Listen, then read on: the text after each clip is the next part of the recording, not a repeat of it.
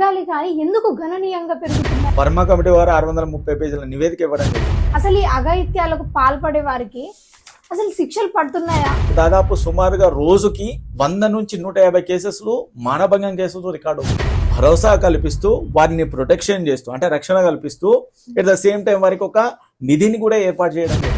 అమ్మాయికి తన యొక్క డిజైర్ ఉందని చెప్పేసి తెలపడం కానీ ఈ చట్టాలు ఏవైతే ఉన్నాయో నిజంగా చెప్పాలనుకుంటే మీరు ఒకవేళ యాజ్ కంపారిటివ్లీ భారతదేశ చట్టం చాలా మంచిది.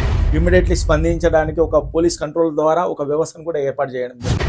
మరి ఇన్ని ప్రొటెక్షన్ ఆడపిల్లల ప్రొటెక్షన్స్ కోసం ఇన్ని చేసినా కానీ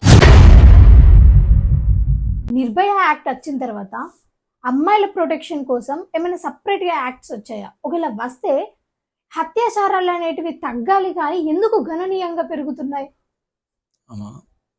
యాక్చువల్లీ నిర్భయ చట్టం అనేది 2013లో వచ్చింది. యాక్చువల్గా ప్రెసిడెంట్ గారి అసెంట్